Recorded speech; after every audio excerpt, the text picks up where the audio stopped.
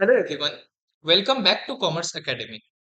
So last class हमारा जो discussion हमने कंटिन्यू किया था, उस क्लास में हमने हमारे सिलेबस का जो सेकंड चैप्टर था, उस चैप्टर को अच्छे से पढ़ के उसका सारा कॉन्सेप्ट को अच्छे से देख के समझ के हमने वाइंड अप कर दिया था। और आज का जो हमारा क्लास है, उस क्लास में हम हमारे सिलेबस का जो थर्ड चैप्टर है, जिसका नाम है सोर्सेस ऑफ बिजनेस आइडियाज, इस चैप्टर के साथ आज का हमारा डिस्कशन शुरू करेंगे। तो देखो सबसे पहला टॉपिक क्या बोलता है। देखो सबसे पहला टॉपिक जो स्क्रीन पे आ रहा है वो है मीनिंग ऑफ बिजनेस आइडिया। देखो कोई भी कंपनी है या फिर कोई भी नया बिजनेस है, उसको करना क्या है। मतलब मैं एक नया बिजनेस करने की सोच रहा हूँ, लेकिन किस चीज का बिजनेस करना है मुझे। मुझे कोई मैन्युफैक्चरिंग एंटिटी बनना है, या फिर मुझे रिटेलर बनना है, या फिर मुझे कोई ट्रेडिंग कंसर्न बनना है। क्या बनना है, मतलब मुझे बिजनेस में करना क्या है, इस चीज को सबसे पहले मुझे सोचना पड़ता है। ठीक है, जब मैं डिसीजन ले रहा हूं कि मैं एक बिजनेस को एस्टेब्लिश करूंगा, उससे पहले मेरे पास बिजनेस आइडिया रेडी होना चाहिए। सॉरी, बिजनेस को शुरू करने से पहले मुझे ये पता होना चाहिए कि मुझे इस बिजनेस में करना क्या है, या फिर किस चीज का बिजनेस करना है। तो यही है बेसिकली बिजनेस आइडिया। देखो क्या लिखा हुआ है। A business idea is a concept that can be turned into a product or service that can generate revenue. तो बिजनेस आइडिया एक कॉन्सेप्ट है जिसको हम एक प्रोडक्ट या फिर एक सर्विस में तब्दील कर सकते हैं। और जब हम इस आइडिया को, इस कॉन्सेप्ट को एक प्रोडक्ट या फिर सर्विस में तब्दील करते हैं, तो ये चीज हमको बिजनेस में पैसा कमा के देगा, यानी कि रेवेन्यू को जनरेट करेगा। अगला क्या लिखा हुआ है देखो। Such an idea serves as the base और फाउंडेशन फॉर द बिजनेस।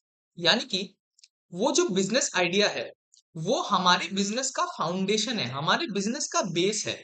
जैसे आप लोग देखो, अगर आपको कोई घर बनाना है, तो सबसे पहले आपको फाउंडेशन को रेडी करना पड़ेगा, फाउंडेशन को स्ट्रॉन्ग बनाना पड़ेगा, तब ना जाके आपका घर 3 तल्ला 4 तल्ला आप बना पाओगे। वैसे ही अगर आपको अपने बिजनेस को एक दिन बड़े स्केल में लेके जाना है ना, तो आपका जो बिजनेस आइडिया है, वो आपका बहुत अच्छा और बहुत कॉन्क्रीट एक बिजनेस आइडिया होना चाहिए। ओके, फिर लिखा हुआ है a good business idea can help a new company be successful and contribute to the economic growth. ये तो ऑब्वियस सी बात है ना। अगर मेरा बिजनेस आइडिया ही खराब रहेगा, अगर मुझे यही ठीक से नहीं पता है कि मुझे क्या चीज का बिजनेस करना है, तो मेरा बिजनेस सक्सेसफुल कैसे होगा, तो मेरा बिजनेस एक दिन बड़ा कैसे होगा। सबसे पहले तो हमको ये चीज दिमाग में एकदम फिक्स करना पड़ेगा कि हमको बिजनेस में करना क्या है। ठीक है, क्लियर है। तो देखो अगला जो पॉइंट है वो है सोर्सेस ऑफ बिजनेस आइडिया। देखो बिजनेस हमको करना है, इसके लिए हमको ये जानना है कि हमको क्या चीज का बिजनेस करना है।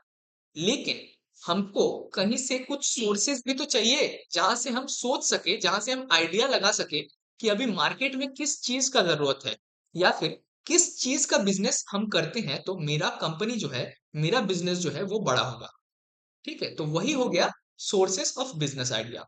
सबसे पहला है देखो, हॉबीज एंड इंटरेस्ट। मेरा कोई चीज में अगर हॉबी है, या फिर मेरा अगर कोई चीज के प्रति इंटरेस्ट है, तो सबसे पहला ह्यूमन टेंडेंसी यही होता है कि जो मेरा हॉबी है या फिर जो मेरा इंटरेस्ट है, मैं कोशिश करूंगा कि उन हॉबीज से और उन इंटरेस्ट से रिलेटेड कोई बिजनेस करूं। लेट्स से फॉर एग्जांपल, अगर मेरा हॉबी ये है कि मुझे फोटोग्राफी पसंद है, ठीक है, तो मैं क्या करूंगा, अगर मैं कभी बिजनेस करने की सोचता हूँ, तो मैं सोचूंगा चलो एक स्टूडियो बना लेते हैं, क्योंकि मुझे फोटोग्राफी आती है। ठीक है, क्लियर है ये वाला पॉइंट। सेकंड जो पॉइंट है वो है स्ट्रेंथ एंड एबिलिटीज। मेरा अगर कोई स्ट्रेंथ है, मेरा अगर कोई स्किल है, मेरा कोई एबिलिटी है, ठीक है, कोई ऐसा काम है जो काम मुझे बहुत अच्छे से आता है, तो मैं क्या कोशिश करूंगा कि ये स्किल जो है मेरे पास, इस स्किल के ओरिएंटेड मैं कोई बिजनेस एस्टेब्लिश करूं। ओके, जो थर्ड पॉइंट है वो है एक्सपीरियंस।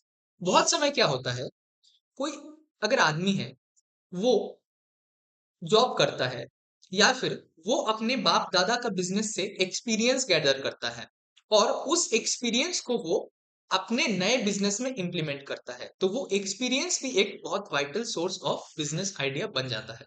ठीक है, अगली जो चीज है which is the fourth point, वो है फ्रेंड्स एंड फैमिली। मेरे जो दोस्त हैं, मेरे जो फैमिली है, मैं उनसे भी डिस्कस कर सकता हूँ।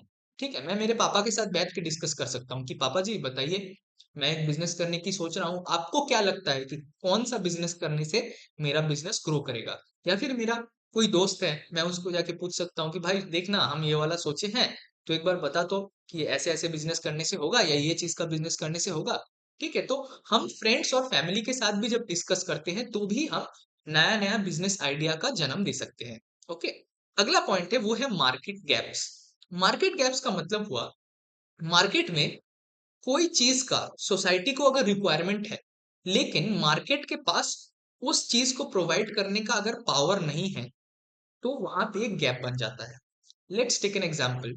मान के चलो एक रूरल एरिया है, उस रूरल एरिया में लोगों को अगर अचानक रात में शहर आना पड़ता है, तो उनके पास ट्रांसपोर्टेशन का रिक्वायरमेंट है।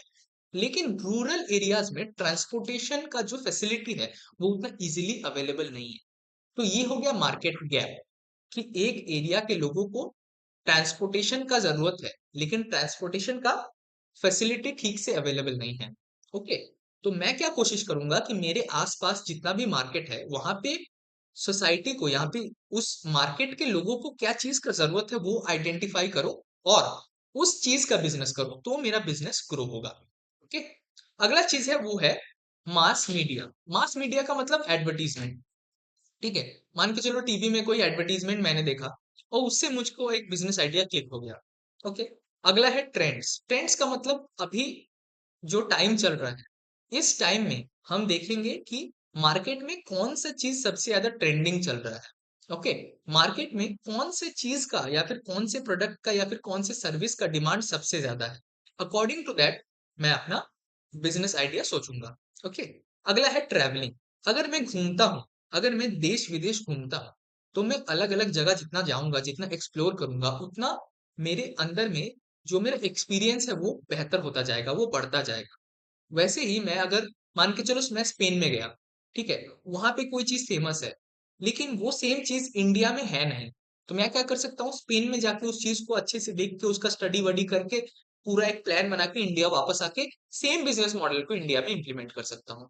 ओके, अगला चीज है रिसर्च एंड डेवलपमेंट। देखो, सबसे पहला दिन से मैं ये चिल्ला रहा हूँ ये बात कि बिजनेस को ठीक से चलाना है तो इनोवेशन लाना पड़ेगा, अपना प्रोडक्ट में कुछ नया नया चीज टाइम टू टाइम लाना पड़ेगा। वो कहाँ से आएगा, वो आएगा रिसर्च एंड डेवलपमेंट से। वैसे ही अगर आप रिसर्च एंड डेवलपमेंट करते रहेंगे तो आपको कभी कभार बिजनेस आइडिया भी जनरेट हो जाता है। ठीक है, अगला पॉइंट है वो है consumers complaints. Let's say for example मेरा एक बिजनेस है, मैं कोई प्रोडक्ट या फिर कोई सर्विस ऑलरेडी ऑफर करता हूँ, और मेरा जो कस्टमर है, मेरा जो कस्टमर बेस है, उन लोग को मेरे इस प्रोडक्ट या सर्विस से कोई छोटा मोटा दिक्कत होता है, हो रहा है, ठीक है, तो वो लोग क्या करेंगे, आके मुझे फीडबैक देंगे, आके मेरे पास कंप्लेन करेंगे कि देखिए भैया, आपका जो ये प्रोडक्ट है या फिर आपका ये जो सर्विस है, इसमें ये दिक्कत है। तो मैं क्या करूंगा, उस कंप्लेंट को या फिर उस सजेशन को, उस फीडबैक को मद्देनजर रखते हुए मैं एक नया बिजनेस आइडिया उससे जनरेट कर लूंगा। ठीक है, उससे क्या होगा, मैं उस प्रोडक्ट को ऐसे मॉडिफाई कर पाऊंगा ताकि मेरे जो कस्टमर बेस है उनको अब मेरे इस प्रोडक्ट से या फिर सर्विस से कोई कंप्लेन ना रहे। ओके, तो कस्टमर क्या मुझको फीडबैक दे रहा है, कस्टमर क्या कंप्लेन कर रहा है, वो भी बहुत अच्छा सोर्स ऑफ बिजनेस आइडिया बन जाता है। ओके, अगला जो पॉइंट है, जो लास्ट पॉइंट है, वो है इंटरनेट एंड सोशल मीडिया। देखो, आजकल आपको पता है कि इंटरनेट एंड सोशल मीडिया ये एक ऐसा प्लेटफॉर्म बन चुका है जहां पे हम लोग सब कोई प्रेजेंट है। ठीक है, और जैसे आप देखोगे, let's take an example, Instagram. Instagram में क्या होता है ना, आप नॉर्मल फोटो वीडियो, कोई घूमने गया है, ये सब चीज तो देखते ही हो, उसके साथ साथ आप नोटिस करना कई कबार क्या होता है, एडवर्टीजमेंट्स भी आता है। ठीक है, कि मेरा एक नया बिजनेस हो रहा है, मेरा एक नया प्रोडक्ट आ रहा है। ठीक है, तो मैं उन एडवर्टीजमेंट्स को देख के या फिर उन फोटोज वीडियोस रील्स को देख के मेरे दिमाग में एक नया बिजनेस आइडिया भी जनरेट कर सकता हूँ। वैसे ही इंटरनेट और सोशल मीडिया में भी मैं बहुत समय ऐसे चीजों को, मतलब मैं देख लेता हूँ जिससे मुझे बिजनेस आइडिया आ जाता है। ओके, क्लियर है, तो ये हो गए आपके कुछ important sources of business idea. चलो बढ़ते हैं अगले पॉइंट की तरफ। अगला जो हमारा पॉइंट है वो है फीचर्स ऑफ बिजनेस आइडिया। देखो, सबसे पहला फीचर, बिजनेस आइडिया स्केलेबल होना चाहिए। ये स्केलेबल वर्ड का मतलब ये हुआ कि बिजनेस आइडिया हमको ऐसे बनाना है, या फिर बिजनेस आइडिया सोचते वक्त हमको बड़ा सोचना है, ठीक है। ये नहीं कि ऐसा बिजनेस करते हैं जिससे मेरा साल भर का गुजारा हो जाए, ऐसे नहीं। हमको ऐसा बिजनेस सोचना है जो कि मुझे सालों साल तक मेरा कंपनी को बड़ा करने में मदद करे।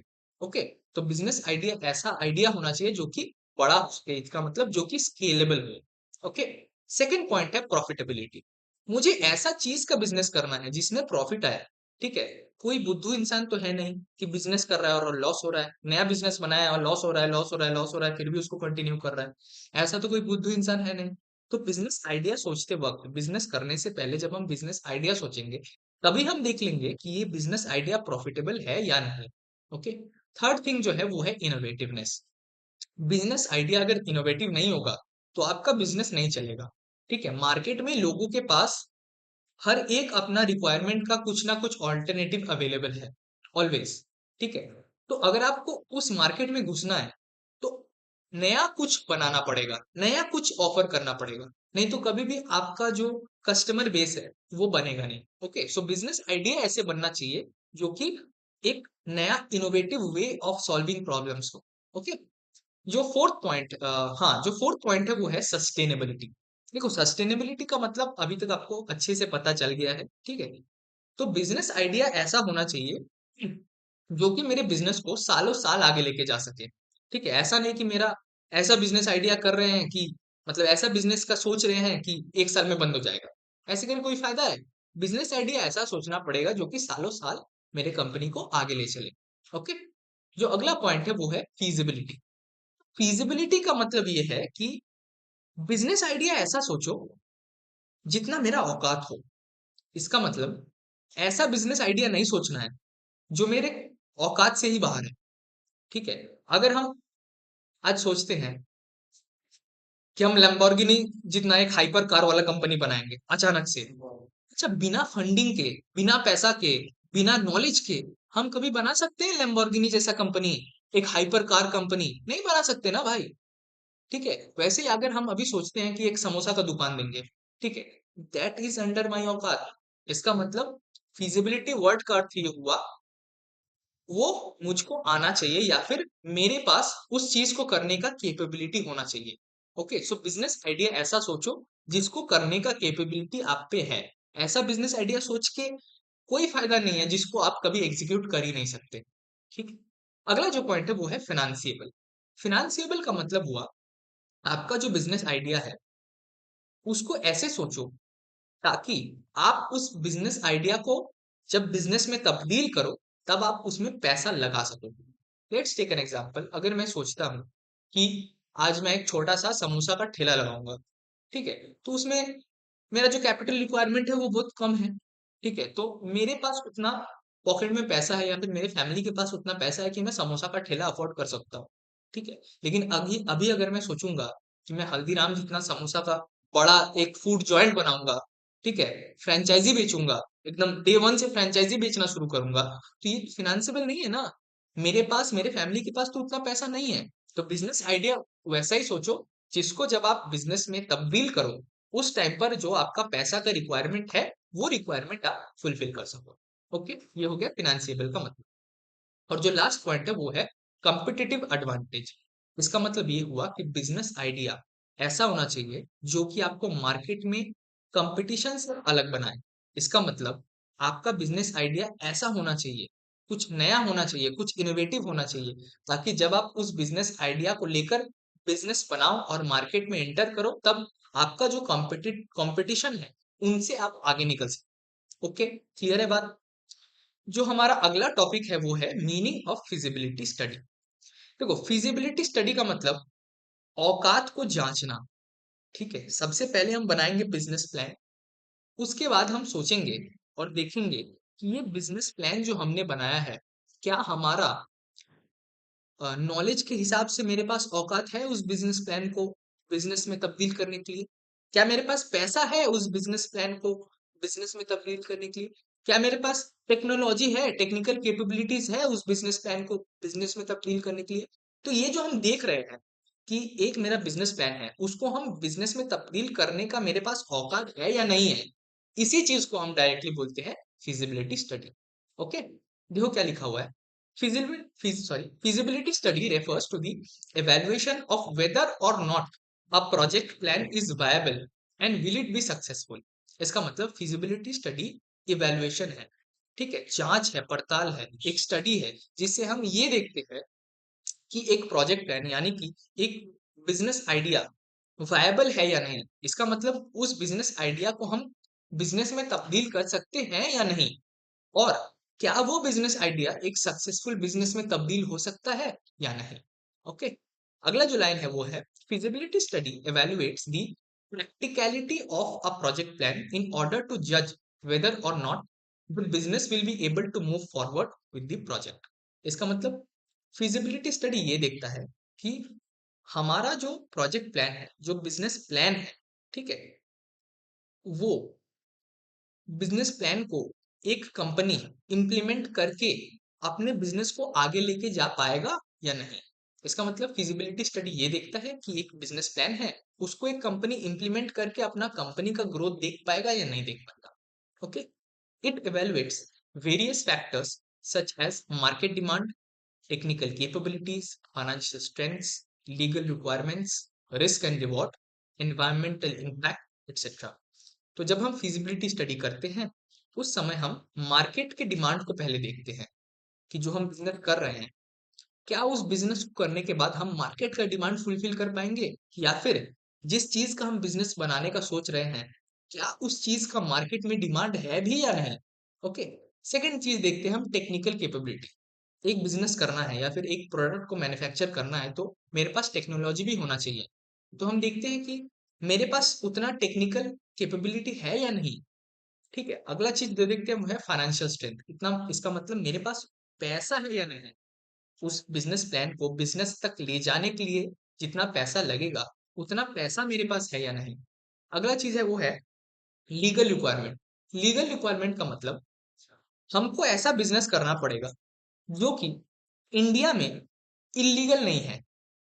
इसके साथ साथ हमको अगर कोई बिजनेस करना है तो उस बिजनेस को करने के लिए हमको क्या क्या लॉज को मानने पड़ेंगे, ये सब भी हमको देख के चलना पड़ेगा। Okay, let's say for example अगर मेरा एक दिन सुबह को उठ के इच्छा हुआ हम गंजे का व्यवसाय करेंगे, गांजा जो होता है, ठीक है, उसका व्यवसाय करेंगे, वीट का बिजनेस करेंगे, तो ये तो फिजिबल नहीं है ना, ये तो इलीगल है। ठीक है, तो मेरे को लीगल रिक्वायरमेंट को भी ध्यान में रख के हमारे बिजनेस आइडिया को प्लान करना पड़ेगा। ठीक है, अगला जो है वो है रिस्क एंड रिवॉर्ड। जब भी कोई बिजनेस आइडिया हम सोचते हैं तो हम ये देखते हैं एक बिजनेस आइडिया को बिजनेस में तब्दील करने से पहले हम ये देखते हैं कि इस बिजनेस को करने के बाद मेरे साथ इस बिजनेस में कौन कौन सा रिस्क और कौन कौन सा रिवॉर्ड अटैच्ड होगा। इसका मतलब हम हमारा प्रॉफिटेबिलिटी देखते हैं, हम देखते हैं कि इस प्रोडक्ट का मार्केट में कितना कंपटीशन है। ठीक है, इसका मतलब इनडायरेक्टली हम रिस्क को भी एनालाइज करते हैं कि अगर हम इस चीज का बिजनेस करते हैं तो कितना चांस ऑफ फेलियर है। ठीक है, जितना कंपिटिटर्स ज्यादा उतना मेरा चांस ऑफ फेलियर भी ज्यादा। ठीक है, यही हो गया आपका रिस्क एंड रिवॉर्ड। अगला है वो है एनवायरमेंटल इम्पैक्ट। हमको ऑलवेज ऐसा बिजनेस करना है जो कि एनवायरनमेंट को बहुत ज्यादा नेगेटिवली इफेक्ट ना करे। अगर हम ऐसा बिजनेस करना शुरू कर दे तो सरकार कुछ साल बाद बोलेगी भाई साहब ये बिजनेस आप बंद करो। ठीक है, एनवायरनमेंट में बहुत ज्यादा खराब इम्पैक्ट पड़ रहा है, हम आपको ये बिजनेस करने नहीं देंगे। ठीक है, तो हम बिजनेस करने से पहले ये सोच लेंगे कि ऐसा बिजनेस होना चाहिए जो एनवायरनमेंट में बहुत खराब इफेक्ट या फिर बहुत ज्यादा नेगेटिव इफेक्ट ना डाले। ओके, क्लियर है। अगला जो पॉइंट है वो है ऑब्जेक्टिव्स ऑफ फिजिबिलिटी स्टडी। ये जो फिजिबिलिटी स्टडी है इसका करने का ऑब्जेक्टिव क्या है, इसको करने का उद्देश्य क्या है। सबसे पहला उद्देश्य है असेसमेंट ऑफ रिस्क। इसका मतलब जो बिजनेस की हम सोच रहे हैं उस बिजनेस को करने से पहले या फिर उस बिजनेस को अगर हम करते हैं तो हमारा फेलियर का कितना रिस्क है, हमारा लॉस होने का कितना रिस्क है, ये हम पहले ही स्टडी करके ये हम पहले ही इवेलुएट करेंगे। ओके, सेकंड है वो है मिनिमाइजेशन ऑफ रिस्क। ये तो ऑब्वियस सी बात है, अगर हम खराब चीज को पहले ही सोच लेते हैं, ठीक है, और हम करेक्टिव मेजर्स ले लेते हैं तो वो जो खराब चीज मेरे साथ फ्यूचर में होने वाला था उसका रिस्क जो है, उसका प्रोबेबिलिटी जो है वो घट जाएगा। जैसे आप लोग देखो, आपका एग्जाम का रूटीन अनाउंस हो गया, अब आप पढ़ नहीं रहे हो, ठीक है? तो जैसे जैसे आपका दिन गुजर रहा है और आप पढ़ नहीं रहे हो, तो आपका क्या हो रहा है, फेलियर होने का चांसेस बढ़ रहा है। लेकिन अगर आपको ये पहले से पता चल जाए कि मेरा 10 तारीख से एग्जाम है, या फिर लेट्स से 12 तारीख से एग्जाम है, और मेरे पास 15-20 दिन, एक महीना पड़ा हुआ है, तो हम अभी से पढ़ाई करना स्टार्ट कर दे। यानी कि हम रिस्क को पहले ही देख लिए, ठीक है, उसको पहले ही असेस कर लिए, और पहले से ही करेक्टिव मेजर्स लेना शुरू कर दिए। तो क्या होगा, मेरा फेलियर का रेट जितना दिन जाएगा उतना घटते जाएगा। ओके, क्लियर है ये वाला एग्जाम्पल? जो थर्ड पॉइंट है वो है evaluation of viability of project plan. Project plan का मतलब है बिजनेस प्लान बेसिकली। ओके, तो हम फिजिबिलिटी स्टडी करके ये देखते हैं कि जो हमने बिजनेस प्लान सोचा है वो वायबल है या नहीं। इसका मतलब वो हम कर भी सकते हैं या नहीं कर सकते। ओके, अगला जो पॉइंट है वो है एड्स डिसीजन मेकिंग। जब भी आपको कोई डिसीजन लेना है रिगार्डिंग दैट बिजनेस प्लान, अब अगर आपने बिफोर हैंड फिजिबिलिटी स्टडी करके रखा है ना, तो आपको डिसीजन लेने में सुविधा रहता है। ठीक है, अगर आप फिजिबिलिटी नहीं करोगे, फिजिबिलिटी स्टडी नहीं करोगे, तो आपको डिसीजन लेने में बहुत दिक्कत होगा। क्योंकि फिजिबिलिटी स्टडी जैसे ही आप कर लोगे, तो ऐसे ही क्या होगा, उस बिजनेस से रिलेटेड बहुत सारा पैरामीटर आपको पहले से पता चल जाएगा। ठीक है, अगर आपके पास पहले से पैरामीटर्स या फिर पहले से इंफॉर्मेशन अवेलेबल है, तो आप क्या करोगे, एक अच्छा और एक एफिशिएंट डिसीजन ले पाओगे। ओके, अगला जो है पॉइंट वो है मार्केट एनालिसिस। फिजिबिलिटी स्टडी का मतलब ये नहीं कि हम सिर्फ हमारे बिजनेस को या फिर हमारे बिजनेस आइडिया को स्टडी करेंगे। इसका मतलब ये भी है कि हम हमारे बिजनेस के साथ साथ हमारा बिजनेस का जो मार्केट है, उस मार्केट को भी अच्छे से एनालाइज करेंगे। देखेंगे कि इस मार्केट का फ्यूचर में हालत क्या हो सकता है, आज के डेट में इस मार्केट में कितना पोटेंशियल है, आज के डेट में इस मार्केट के साथ कितना रिस्क रिवॉर्ड अटैच्ड है। ठीक है, तो ये सब कुछ देख के हम लोग एक बिजनेस में घुसते हैं, एक बिजनेस को करते हैं। ओके, अगला जो पॉइंट है वो है फाइनेंशियल असेसमेंट। इसका मतलब हम देखते हैं कि हमारा जो बिजनेस प्लान है, उसको बिजनेस में तब्दील करने के लिए जो पैसा चाहिए, उस पैसा को खर्चा करने का औकात हमारे पास है या नहीं है। ओके, अगला जो लास्ट पॉइंट है वो है ऑप्टिमाइजेशन ऑफ रिसोर्सेस।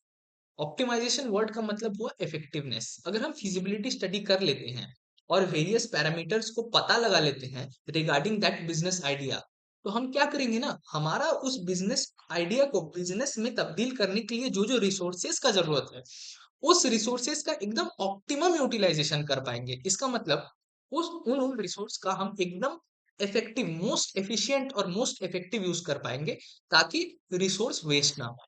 ठीक है, तो अगर हम फिजिबिलिटी स्टडी किए रहेंगे, तो हम ऑप्टिमम यूटिलाइजेशन या फिर ऑप्टिमाइजेशन ऑफ रिसोर्सेज कर पाएंगे। ओके, इफेक्टिवली हम हमारे रिसोर्स को यूज कर पाएंगे। ओके, कंप्लीट है ये वाला पॉइंट। अगला जो हमारा पॉइंट है वो है importance of feasibility study. Feasibility study करने का क्या क्या इंपॉर्टेंस है, क्यों करना चाहिए हमें?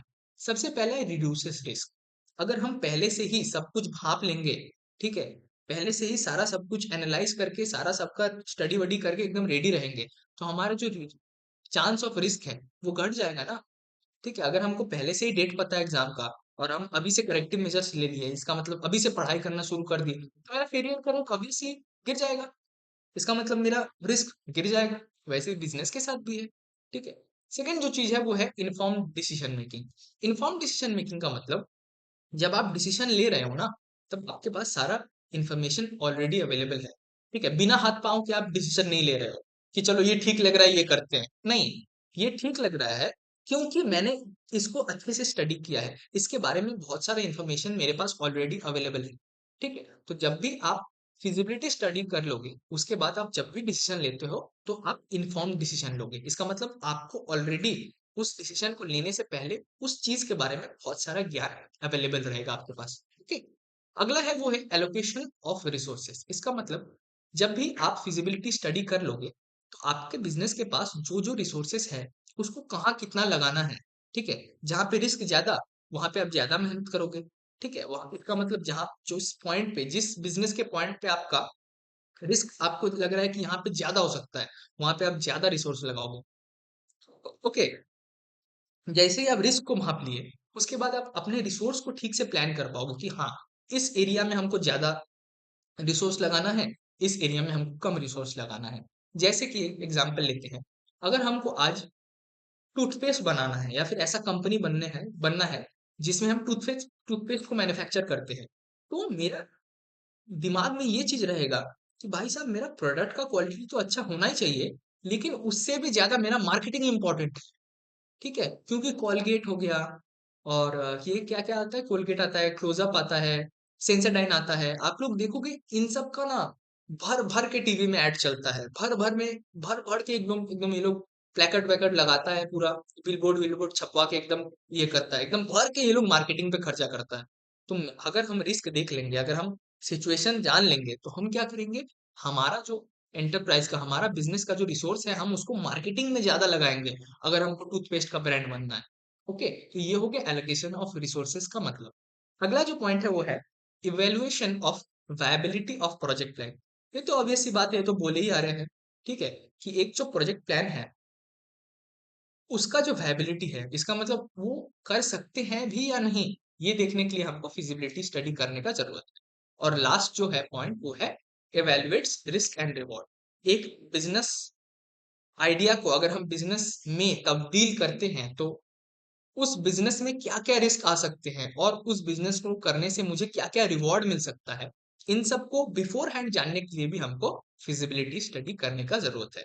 ओके, अगला जो पॉइंट है, अगला जो हमारा टॉपिक है, उसका नाम है steps in the preparation of feasibility study report. ये जो फिजिबिलिटी स्टडी है, ये कौन से स्टेप्स में डिवाइड है, हम कैसे करेंगे फिजिबिलिटी स्टडी।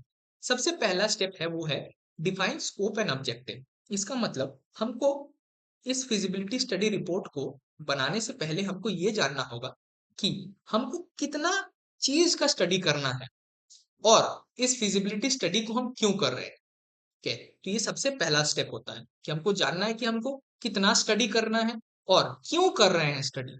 ओके, तो ये हो गया डिफाइन स्कोप एंड ऑब्जेक्टिव का मीनिंग। अगला पॉइंट है प्रिलिमिनरी एनालिसिस। इसका मतलब आपके पास जैसे क्लियर हो गया कि आपको काम कितना करना है और क्यों कर रहे हैं, तो हम प्रिलिमिनरी एक एनालिसिस करते हैं।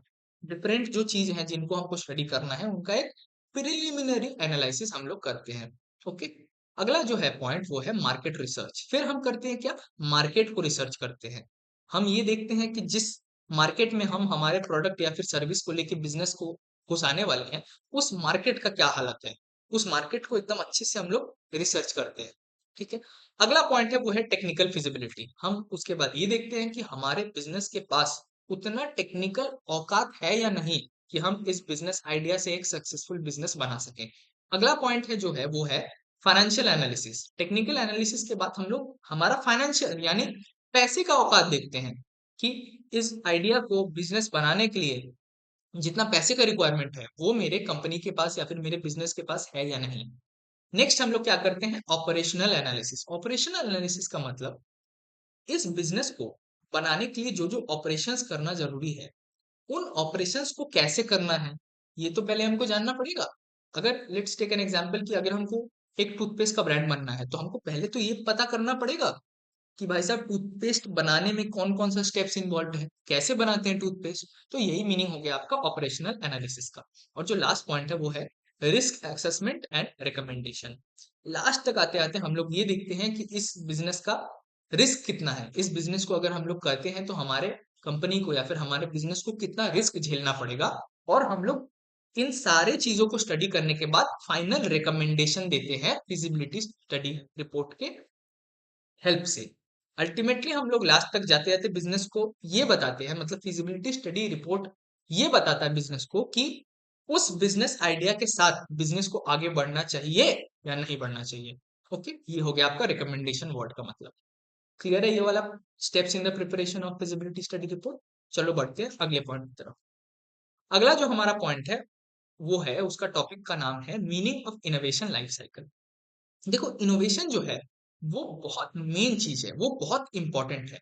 अगर आप इनोवेटिव नहीं बनोगे, ठीक है, अगर आप अपने बिजनेस में इनोवेशन नहीं लाओगे, तो आपका बिजनेस सस्टेनेबली फ्यूचर में चलेगा नहीं, बंद हो जाएगा। ठीक है, तो इनोवेशन लाइफ साइकिल का मतलब हुआ इनोवेशन कहाँ से शुरू होता है और कहाँ जाके एंड होता है। तो ये जो लाइफ साइकिल है, ठीक है, मान के चलो एक बच्चा है, एक बच्चा पैदा होता है, छोटा सा बच्चा होता है, फिर वो बड़ा होता है, ठीक है, पढ़ाई करता है, जॉब करता है, फिर अपने लाइफ में सेटल होता है, फिर वो अपना क्या बोलते हैं फैमिली बनाता है, ठीक है, लास्ट तक जाते जाते बुढ़ा होता है, फिर मर जाता है। ठीक है, तो ये हो गया एक ह्यूमन का लाइफ साइकिल। वैसे ही इनोवेशन का भी कुछ लाइफ साइकिल है। तो यही हो गया आपका इनोवेशन लाइफ साइकिल का मीनिंग। देखो क्या बोल रहा है, innovation life cycle is a model that outlines the stages and innovation typically goes through from the initial to its adoption and implementation. इसका मतलब इनोवेशन लाइफ साइकिल एक मॉडल है जो क्या बताता है, जो स्टेजेस बताता है। किस चीज के स्टेजेस? एक इनोवेशन अपने लाइफ में कौन कौन सा स्टेज को पार करता है, उन स्टेजेस को बताता है इनोवेशन लाइफ साइकिल। ओके, अगला हमारा जो टॉपिक है वो है stages of innovation life cycle. यही हमारा आज के क्लास का लास्ट टॉपिक भी है। तो सबसे पहला जो स्टेप है वो है आइडिया जर्मिनेशन। इसका मतलब हमको अगर हमारे प्रोडक्ट में या फिर हमारे सर्विस में इनोवेशन लाना है, तो सबसे पहले हमको आइडिया क्लिक होना चाहिए।